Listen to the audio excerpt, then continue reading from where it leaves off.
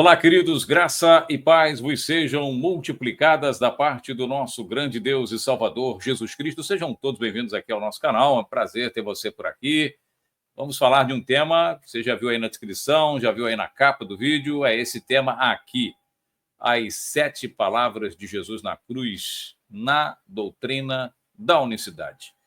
Pois é, como que a unicidade, a doutrina que crê e prega que Jesus é o único Deus verdadeiro, como que ela vai entender, como ela vai explicar, como que os unicistas pensam com relação a esse tema? Você que está chegando aqui pelo canal, muito obrigado.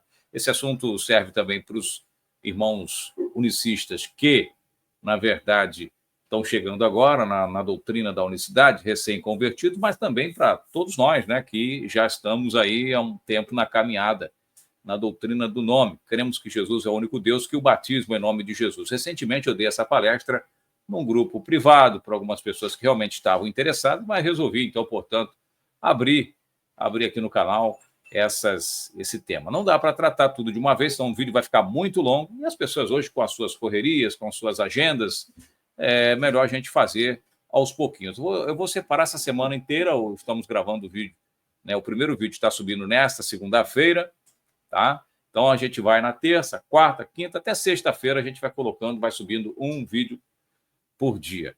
É claro que são 7 expressões, então a gente vai ter vídeos como o de hoje, que vamos falar das 2 palavras, as 2 expressões, 2 palavras que ele disse na cruz do Calvário. E aí, né, vai ter dia que vai ser uma só, 2, e a gente tem palavras que vão demandar um pouco mais de tempo, e aí a gente vai compartilhando esse conteúdo maravilhoso, tá certo? Só para lembrar, antes de começar, a apostila, como eu não tenho o zap de todo mundo, né, o contato de todos, vou deixar o link da apostila na descrição do vídeo e também no primeiro comentário. Tem lá os comentários, todos os vídeos têm os comentários, não tem? Então ele vai estar no primeiro comentário fixado, tá certo? A gente aproveita, né? Não sei, para você que não sabe, nós temos um programa de rádio, temos o Minuto da Unicidade, temos os nossos trabalhos, o nosso ministério. E essa apostila, a apostila não é um livro, é um resumo do que nós vamos abordar nesse tema, tá? E custa um investimento de R$10. O que é R$10, né? Então essa apostila está à sua disposição, você adquire, você vai investir R$10 para adquirir esse texto, você que precisar dessa apostila, evidentemente, para dar um estudo, para aprimorar, ou até mesmo para nos refutar depois, nos questionar alguma coisa, você fique à vontade. E o investimento é R$10 que você aproveita e apoia o nosso ministério de alguma forma, tá bom? Então, baixa lá a sua apostila, estude conosco. Vamos então para a primeira, nós vamos falar das 2 primeiras palavras que ele disse na cruz. A primeira é essa aí, primeira expressão, né? Pai, perdoa, né? Perdoai, porque eles não sabem o que fazem. Pai, perdoa, né? Perdoai-os. Algumas traduções falam dessa forma, né? Porque, na verdade, eles não sabem o que estão fazendo. Lucas, capítulo 23, verso 34.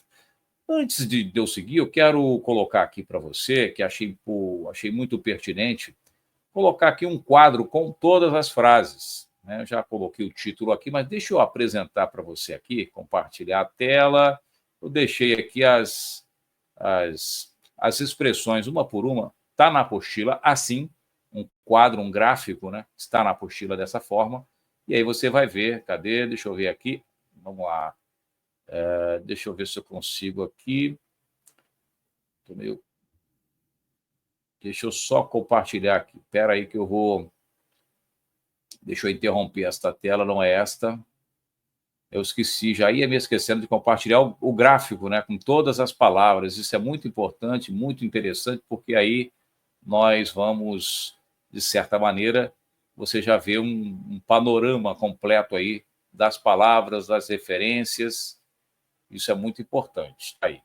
Então, a primeira expressão, né, de Jesus na cruz. Deixa eu só aumentar aqui um pouquinho para você. Deixa eu só aumentar, que ficou bem pequeno, né? Então a gente aumenta um pouco. Opa, calma aí. Ai, Jesus. Tá aí. Ficou muito grande, né? Deixa eu baixar aqui um pouquinho. Realmente tem que ser do tamanho praticamente Acho que tá bom 160 aqui, né? Tá aí. Lucas 24, 34 é a primeira expressão. Que depois a segunda, em verdade eu te digo, hoje estarás comigo no paraíso, também Lucas capítulo 24, um pouco mais à frente. A outra expressão está lá no Evangelho de João, está aqui a tabelinha, né? Mulher, eis aí teu filho, e eis aí a tua mãe, está em João 19, 26 e 27. Uma das mais, que gera mais temas de debate, né? É essa expressão que está lá em Marcos 27, 46, perdão, Mateus 27, 46, Marcos também, 15, 34, Eli, lama sabachthani, isto é, né? Deus meu, por que me desamparaste? Essa talvez seja a mais forte, né, do tema. O Evangelho de João, temos aí a quinta palavra, quinta expressão, João 19, 28, que ele diz, tenho sede. A outra frase também encontra-se em João, poucos mais adiante, 2 versículos adiante, está consumado, o famoso tetelestai, em grego, né? E a última, e não menos importante, Pai, em tuas mãos entrego o meu espírito. Eu acho que as duas frases aqui na cruz que para nós, unicistas, né, são palavras mais fortes ainda para estudar a partir do ponto de vista da unicidade, que é Mateus 27, 46, Deus meu, por que me desamparaste? Se Pai, em tuas mãos entrego o meu espírito. Então está aí o quadro para você compartilhar conosco. Esse quadro é muito importante para você ter uma ideia, então, de quais seriam essas frases. O mais importante é que nós vamos, então, portanto, hoje estudar duas delas, e, ou melhor, analisar, né? A apostila está aí, você adquirindo a apostila, você tem uma questão mais ampla deste conhecimento, e nós vamos, então, portanto, aqui examinar a primeira de hoje. Pai, em tuas mãos entrego o meu espírito. Só que a minha máquina aqui está dando uma travadinha, mas eu já estou resolvendo aqui. Só um segundo, né? E aí sim a gente vai continuar aqui. Deixa eu só aumentar o tamanho da letra aqui, da fonte. Lembrando que aqui passa estamos perto do aeroporto, e aqui faz um barulho muito grande aqui né, um barulho muito grande. Vamos lá, primeira expressão. Vamos falar das duas hoje, das duas primeiras. Primeira, então, Pai, perdoa porque não sabe o que fazem. Essa expressão aqui, né, você pode perguntar, né? A gente já vai chegar na questão da unicidade de Deus, mas as últimas palavras de Jesus na cruz, no momento em que ele é crucificado, traz ensinamentos, verdadeiras lições de vidas.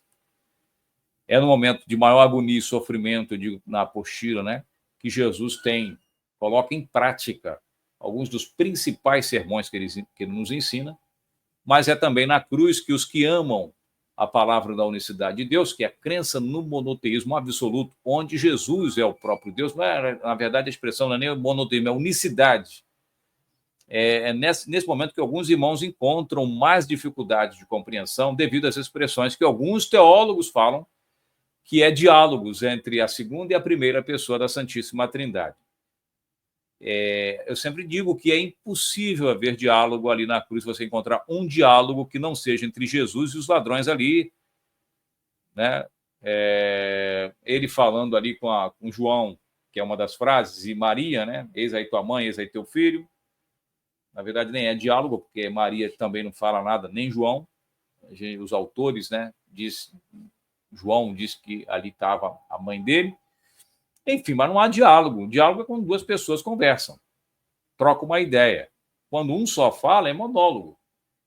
A própria nomenclatura, etimologia dessas duas expressões, monólogo e diálogo, já tem por si próprio, a definição já explica o que está acontecendo. Então, na cruz não tem diálogo ali, a gente deixa claro isso.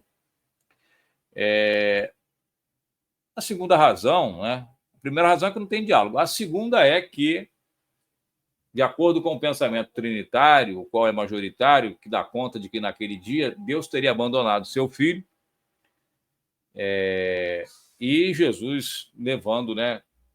Já que Jesus está levando o pecado de todo mundo ali sobre ele. E aí Deus abandona, Deus não suporta ver o pecado. E eu digo que, olha, é um problema, porque o filho garantiu que, isso falando lá da expressão Deus meu, porque me desamparaste. o filho garantiu que o pai estaria com ele. A gente vai falar isso dentro desse tema, dentro dessa fala aí, dessa uma das expressões. E aí nós colocamos a tabela, né? A tabela já mostrei, você vai ver e vamos seguindo aqui. Então, nessa primeira expressão, né? Para a gente concluir aqui essa primeira expressão e já passar para a segunda, ele diz: Pai, perdoa a todo mundo que eles não sabem o que fazem. Então, como disse, ali na cruz, Jesus teria, ele nos dá, melhor dizendo, né? Além do sacrifício, além do pagamento, né, pelos nossos pecados, da expiação pelos nossos pecados, ele traz um dos ensinamentos demonstrados na prática. Porque uma coisa é eu ensinar você, né, meus amados irmãos. Quando você traz um ensinamento em que você traz, no momento, chega a hora certa de você trazer a prática, é muito mais interessante, né? Então, assim, Jesus ensinou muita coisa interessante. E tudo que ele ensinou, ele deu exemplo, como diz lá o Evangelho de João, capítulo 13, verso 9, 10, por ali, tudo eu vos dei o exemplo, para que assim como eu fiz, façai vós também. Então, o que acontece ali? Ele, lembra que ele ensina lá em Marcos, né, ou melhor, em Mateus 5, 44, que ele diz, né, vou colocar o verso aqui na tela para você ler, ó. Olha o que ele ensina. Eu, porém, vos digo, amai vossos inimigos, bendizei os que vos maldizem, fazei bem aos que vos odeiam e orai pelos que vos maltratam e vos perseguem, para que sejais filhos do vosso Pai que está nos céus. Então, ele nos ensina o quê? Amai vossos inimigos, orai pelo que vos persegue, abençoai aqueles que estão falando mal de vocês. Então, quando nós vemos ele na prática trazendo um ensinamento desse, ali na cruz, ele trouxe esse ensinamento na prática, porque muitas pessoas falam assim, uma coisa é você falar, ensinar, outra coisa é você vivenciar. Só eu sei o que eu estou passando, só eu sei a minha dor, só eu sei o que está acontecendo comigo. Então, falar que eu tenho que perdoar meu inimigo é fácil. Você tem inimigo? Tem gente que te odeia? E você ora por quem te odeia? Você ama quem te odeia? Você ama quem fala mal de você? Você está disposto a sentar e tomar um cafezinho com quem fala mal de você? Não. Então, portanto, né, o avião passa aqui próximo, peço você, né, que, né, me perdoe, mas o barulho do avião aqui às vezes tira até nosso foco aqui. Mas vamos lá. É isso que acontece na prática, nessa primeira expressão. Ele está ensinando prática, na prática, não somente com palavras. Ele ensinou com a palavra, mas principalmente nesse momento ele dá demonstração. Imagina as pessoas ali, naqueles caras furando ele, puxaram a barba dele, maltrataram ele, pegaram uma roupa um manto vermelho lá de rei, né? Falaram, você é rei, botaram uma coroa de espinho, zombaram dele. E mesmo assim ele está lá, Pai, perdoa, porque não sabe o que fazem. Ele está ali orando por aquelas pessoas. Ele está intercedendo por aqueles homens carrascos, pelos seus algozes. Isso é um ensinamento prático, glorioso. Né? Agora, Tony, mas tudo bem. E do ponto de vista da unicidade? Porque ele está orando, ele está falando com o pai dele, né? Que é um dos assuntos que nos interessa aqui dentro deste primeiro tópico, dessa primeira frase dele. Do ponto de vista da unicidade, o que eu tenho a acrescentar acima dessa primeira expressão? Que o próprio Jesus é apresentado nas Escrituras como Pai. Então, nós precisamos deixar isso bem claro. Isaías 9,6 fala que ele é o Pai da eternidade. Lembra lá, Isaías 9,6? Um menino nos nasceu, um filho se nos deu, e o principado está sobre os seus ombros, e o seu nome será maravilhoso, Conselheiro, Deus forte, Pai da eternidade, Príncipe da paz. Nós temos outras referências que diz lá, o Evangelho de João, capítulo 14, verso 9, Filipe pergunta, né? Mestre, mostra-nos o Pai, o que nos basta. E Jesus adverte o Filipe. Há tanto tempo estou convosco e tu não me conheces, Filipe. Há tanto tempo, quando o Filipe pede para ver o Pai, ele não responde assim, o Pai está no céu, o Pai, né, meu Pai não pode ser visto por ninguém, porque o dia que alguém vê o Pai morre fulminado. Não, ele não dá nenhuma dessas respostas que nós estamos carecas de ouvir pela definição trinitária. Ele somente diz o quê? Ele diz, estou com você, rapaz. Há tanto tempo que eu estou com vocês estão caminhando comigo há 3 anos e vocês não me conhecem? Né? Quem vê a mim, vê o Pai. nós temos inúmeros textos, inúmeras mensagens, inúmeras referências que mostram que Jesus é o Pai. Jesus é o Pai da eternidade. Então, por que ele está orando dessa forma? O primeiro ponto é esse aí. Ele está intercedendo, ele está demonstrando amor. Ele é o príncipe da paz, né? O amor dele é tão grande que ele está orando por aquelas pessoas. E não é hipocrisia, não. Ele não está falando ali, eu vou aqui dar um ensinamento na prática, como é que se faz, e vou hoje engolir seco aqui meu orgulho e vou orar por eles, para que meus discípulos vejam e as pessoas no futuro falem da minha capacidade de amar e perdoar. Não, não é isso. É porque Deus é amor, diz a palavra. Dele emana o amor maravilhoso, o amor grande. Então ele está orando mesmo, está movido de compaixão por aquelas pessoas, porque eles não sabem o que fazem. Se eles soubessem que ali, quem é aquele que eles estavam matando, será que, se você pensa comigo, se eles soubessem de fato quem é aquele que eles estão ali maltratando, zombando, né, xingando, tirando sarro, e além disso, promovendo uma tortura física sem igual, inigualável, você acha que, se eles tivessem o conhecimento, eles fariam isso em sã consciência? Pois a gente está fazendo isso com o nosso Criador, o nosso Rei, o Rei dos Reis. Eles zombaram porque, na mente deles, Jesus era, por estar sendo condenado, teria cometido de fato alguma coisa que levasse à condenação. Na mente deles, estavam acostumados com execuções desse tipo, né? Eram os responsáveis pelas crucificações, estava ali matando sem saber, era mais um homem ali, era alguém que se converteu numa piada, disse que era rei sem ser, que ia vir a fazer acontecer e não fez nada. Então, aqueles camaradas realmente estavam ali numa certa ingenuidade, numa certa inocência, e Jesus estava ali orando por eles, sabendo da ignorância. Eles não sabem o que fazem, eles não têm a noção do que estão fazendo. E haverá muito mais perdão para esses caras, mesmo sendo responsáveis, assim, de fato, por executar, por cumprir uma ordem, né? Eram militares que estavam cumprindo uma condenação, abusaram um pouco dessa prerrogativa deles, mas vai ter menos rigor para eles do que para os próprios judeus, que o fizeram de tudo para condenar e são os legítimos responsáveis por matá-lo. Fato. Mas ele intercede por várias razões, porque ele demonstrou compaixão pelo nível de ignorância daqueles caras. Realmente não sabiam, porque se eles soubessem, inclusive tem um deles ali, o centurião, né, o responsável pelaquela turma, vamos dizer assim, dessa forma, que ele falou verdadeiramente, mas isso lá depois que ele deu o último suspiro, que a terra tremeu, que escureceu tudo, que ele falou, realmente esse aí, verdadeiramente, era o Filho de Deus. Lá naqueles tempos, naqueles conceitos, naquelas culturas, é outra conotação, outra interpretação, além dessas que os trinitários amam, né? Mas vamos continuar aqui. Na apostila você tem essas informações mais esmiuçadas, mais detalhadas, eu convido você a adquiri-la. Está na descrição do vídeo. A segunda expressão é: em verdade eu te digo que estarás hoje comigo no paraíso. Que frase, aliás, essa frase é, meus amados irmãos, outra frase de polêmica, né? De polêmica mesmo. Essa expressão tem dado o que falar, tem estado, inclusive, no centro de muitos debates que a gente acompanha aqui mesmo no YouTube, né? Se o arrebatamento vai ser antes ou depois, né? Entendimento da maioria, também além disso, né? Na verdade, não seria esse. O entendimento, na verdade, com essa declaração de Jesus, é que o ladrão foi ao paraíso no mesmo instante. A maioria pensa dessa forma. Ele foi salvo na mesma hora, no mesmo instante, né?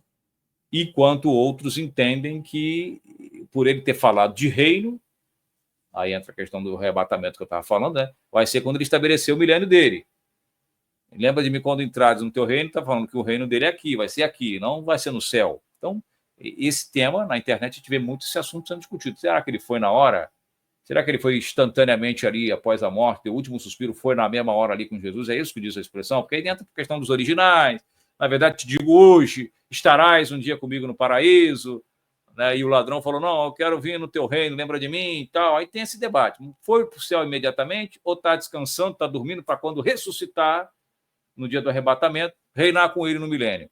Esse que é o debate em torno deste assunto. Tá? Mas não é o tema em questão aqui. O tema é: hoje estarás comigo no paraíso. Então, no livro que eu escrevi, que também está na descrição do vídeo, Jesus, o único Deus verdadeiro, no capítulo 7, onde eu falo das filiações de Cristo, eu abordo uma questão muito interessante do Messias ser da linhagem de Davi, que para os judeus, Davi traz muita esperança com relação ao reinado messiânico, né, ao reinado do Messias prometido. E também a ideia viva de como a cultura judaica desejava ardentemente pelo descendente direto ao trono de Davi. Isto sempre esteve em alta na mente do seu povo.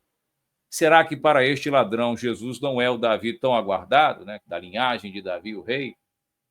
Então, ele falou, lembra de mim quando entrar no teu reino. Será que ele não está trazendo uma conotação messiânica, ele não está tendo o reconhecimento? E eu vou falar para você, quando você lê atentamente essa frase de Jesus, você pode olhar, observá-la a partir do ponto de vista da unicidade de Deus, que é muito interessante.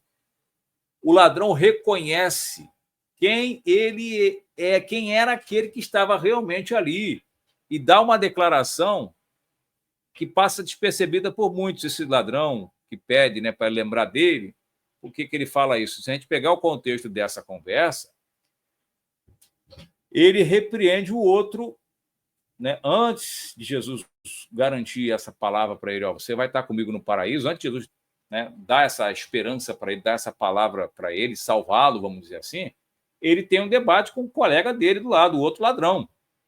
E ele adverte severamente. Lembra que o ladrão fala, se tu és, né, mesmo, tira a gente aqui, dá vitória para a gente, liberta a gente. E o que esse ladrão diz, se você pegar o Evangelho de Lucas 23, do verso 40 ao 41, o que ele diz? Respondendo, porém, o outro repreendia, dizendo, tu não temes a Deus estando na mesma condição? Olha que palavra desse homem. Deixa eu ver se eu coloco aqui o texto para você. Deixa eu ver aqui se eu coloco o texto para você. É muito interessante, né? Está aqui, é esse texto aqui, ó.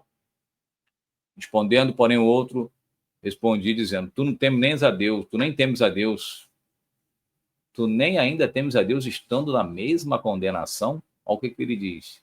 E nós, na verdade, com justiça, porque recebemos a recompensa que os nossos feitos mereciam, mas este nenhum mal fez. Lucas 23, 40, 41. Então, quer dizer, ele faz essa pergunta aqui. Você não teme a Deus estando na mesma condenação? Parou para analisar essa frase? A gente está na mesma condenação, mesmo tipo de morte que você tem, que nós estamos tendo, mas nós, porque merecemos, o nosso Deus está aqui na mesma condenação. Olha só a visão. Aquele homem, né, aquele malfeitor até aquele momento, confessou com a sua boca o que muitos vão morrer se recusando a declarar que Jesus é Deus. Muitas pessoas vão morrer se retorcendo para dizer isso. E aquele ladrão ali, né, todo desarmado, todo já, né, perecendo praticamente, sem força para dizer mais nada, sem orgulho nenhum, sem ego nenhum, sem conceito nenhum para defender. Ele diz, tu não temes a Deus estando na mesma condenação? Tu não temes a Deus estando na mesma condenação? Tu não temes a Deus estando no mesmo barco que ele? Deus está conosco, estamos tendo a honra, por isso ele vai, depois que ele dá essa advertência e fala a verdadeira identidade daquele que está ali do lado dele, o que ele diz? Senhor, lembre-se de mim quando entrares no teu reino. Aí entra a palavra. Aí entra essa segunda expressão de Jesus. Hoje mesmo tu estarás comigo no paraíso. Aí o debate fica para você aí debater, procurar saber e dar a sua opinião com relação se foi naquela hora mesmo ali, se naquela noite, né? Aí como os pregadores começam como é que se fala? A conjecturar, né? A viajar, aí que naquela mesma noite o céu ficou em festa, os anjos, e aí Jesus entrando com o ladrão pelas portas. Já vi sermões lindos sobre isso, né? Aquela porta aberta, os anjos louvando, e Jesus entrando com uma pessoa ali dentro, com um camarada junto com ele, sentou na mesa com Abraão, Isaac e Jacó, foi uma benção. Tá, se você crê que foi dessa forma, não interessa. Se você crê que Jesus estava falando para ele, prometeu participar do reino dele, que eu creio que, independente de qual tenha sido a sua visão ou a interpretação de muitos, o fato é que esse ladrão vai fazer parte do governo milenar de Cristo, isso eu tenho certeza, que ele vai estar lá reinando com ele e com a igreja, com os salvos, eu não tenho dúvida nenhuma. Deus garantiu isso para ele. Pelo sim, pelo não, o que vale é a palavra que aquele santo que foi perdoado é santo, né? Santificado pelo sangue de Cristo. Aquele ladrão teve, né, o sacrifício perfeito ali na cruz. O melhor sacrifício que aquele ladrão pegou dentro da lei, né? Ainda dentro da dispensação da lei. Muitos falam assim, poxa, o ladrão não foi batizado, né? Jesus, como é que precisa de batismo para ser salvo? Jesus salvou aquele homem sem ser batizado. Jesus ali não tinha dado ordem para batizar ainda. Ainda estava na lei. Na lei falava o quê? Que tinha que sacrificar um cordeiro puro, perfeito, santo. Aquele homem pegou aquilo tudo ali, dentro da lei. Aquele homem pegou tudo ali. Aquele homem teve, né, uma faca e o queijo na mão. E isso que aconteceu. Aquele homem foi abençoado com um perdão, né, maravilhoso na hora da sua morte e reconheceu que Jesus é Deus.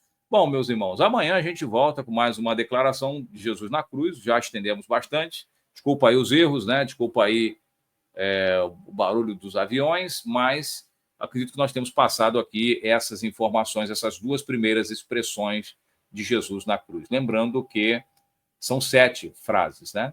Nós falamos de 2 hoje, amanhã a gente traz mais outra. E lembrando a você que o link da apostila está na descrição, fixados no primeiro comentário também, tanto lá quanto no primeiro comentário, e você pode adquirir essa apostila, está bem elaborada, uma apostila, não é livro, está bem resumidinha, com essas 7 frases no ponto de vista da doutrina da unicidade. Você precisar de um texto para imprimir a apostila, para poder você dar um estudo, aí você aproveita para investir nesse ministério. Não esqueça de compartilhar, não esqueça de dar o like, e amanhã, às 18 horas, todos os dias às 18 horas, esse vídeo estará à disposição, esse estudo, no nosso canal. 18 horas em ponto ele começa e vai rodar do início até o final. É transmissão ao vivo, às 18 horas. Não perca aqui no nosso canal. Deus abençoe a todos de maneira rica e abundante.